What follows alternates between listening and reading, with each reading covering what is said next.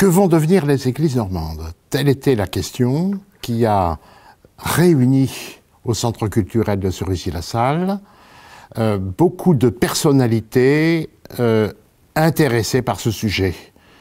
Nous avons réuni en effet des spécialistes des questions architecturales, en particulier de la Drac. Nous avons réuni des évêques de Normandie pour discuter des problèmes religieux. Nous avons réuni également des maires, des présidents d'associations culturelles ou de défense et de valorisation des églises. Voilà, tout un certain nombre de partenaires qui avaient envie de discuter entre eux.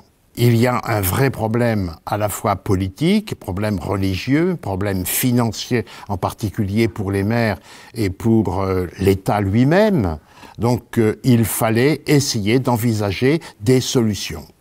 À la suite de ce colloque, nous avons publié un livre qui reprend les 35 interventions qui ont été faites lors du colloque. Et ce livre, nous avons voulu que ce soit un beau livre avec des illustrations qui mettent en valeur le patrimoine architectural normand. Mais il faut rappeler d'ailleurs que la Normandie n'est pas un cas particulier, même si on a beaucoup parlé de la Normandie.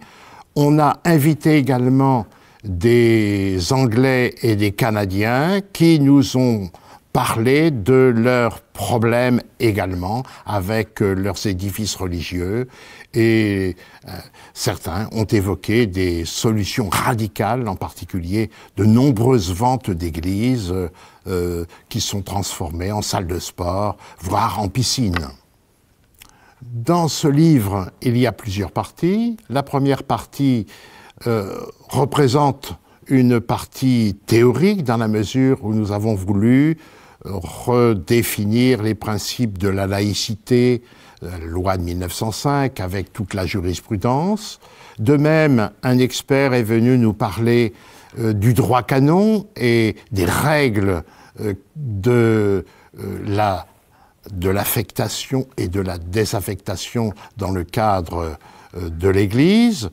Nous avons également toute une partie consacrée aux initiatives de certaines associations qui animent la vie des églises d'un point de vue artistique, des restaurations, des spectacles qui sont donnés. Je pense en particulier à l'art dans les chapelles en Bretagne, qui depuis à peu près une vingtaine d'années anime des petites chapelles quasiment abandonnées et qui les transforme en lieux d'exposition artistique.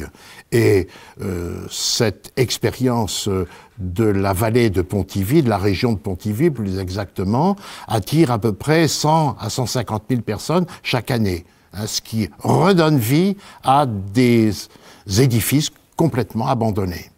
Et ça, c'est une piste de réflexion pour un certain nombre de petites églises rurales quasiment abandonnées aujourd'hui.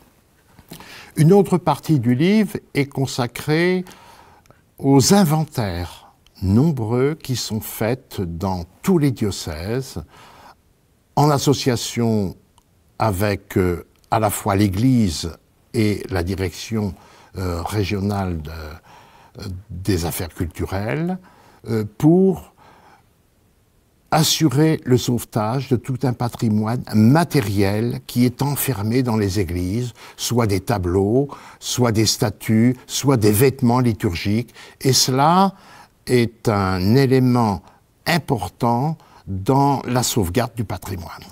Alors, ce colloque sur les églises a eu une suite importante puisque nous avons organisé à Cerisy cette année un colloque sur le devenir des cimetières.